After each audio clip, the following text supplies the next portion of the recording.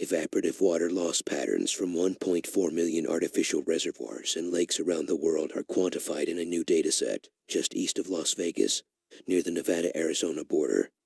A white mineral ring as tall as the Statue of Liberty climbs along the rocky shores of Lake Mead.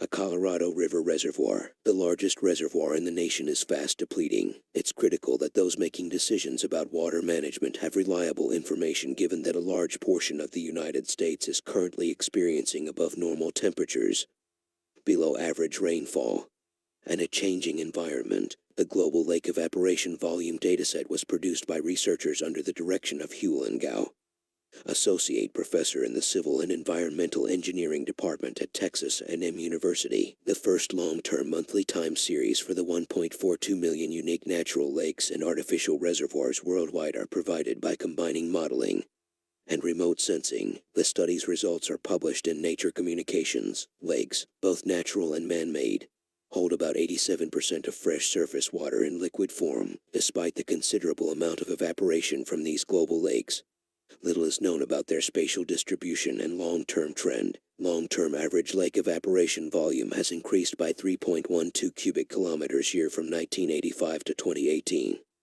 According to studies, the trend attributions consist of a 58% increase in evaporation rate, a 23% decrease in lake ice covering, and a 19% increase in lake surface area. The study's findings highlight the significance of utilizing evaporation volume as the main criterion to evaluate climate influences on lake systems rather than evaporation rate. According to first author Gang Zhao, a postdoctoral scholar in the Global Ecology Division at the Carnegie Institute for Science, we determined that the long-term lake evaporation is 1,500 plus or minus 150 cubic kilometers per year, which is 15.4% more than earlier estimates. This implies that lake evaporation contributes more to the hydrological cycle than was previously believed. GLEV estimates that 6,715 reservoirs only hold 5% of the world's total lake surface area and 10% of its total water storage capacity. However, 16% of the evaporation volume comes from reservoirs. This amount of reservoir evaporative loss is equal to 20% of the world's annual water usage. Evaporative water loss from reservoirs has risen by 5.4% annually over the past 33 years,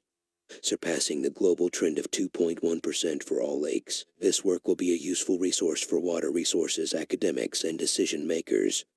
According to Gao, regarding evaporation loss, our research has important consequences for the environment, society, and the economy because future global warming will accelerate and exacerbate the evaporative loss on a worldwide scale. Globally speaking, the total reservoir evaporation may exceed the sum of all home and industrial water use. However, very few lakes, reservoirs, even in the U.S., have accurate evaporation statistics, reliable forecasts of water and energy resources, according to academics, cannot be made without precisely determining the quantity and pattern of volumetric evaporation loss for each of the millions of global lakes. The wider scientific community as well as decision makers can gain from this freely accessible resource. GLEV can truly help enhance reservoir management decision-making worldwide, especially amid growing drought occurrences and population increase, says Gao, with results for individual water bodies. With regard to anything from global weather forecasting,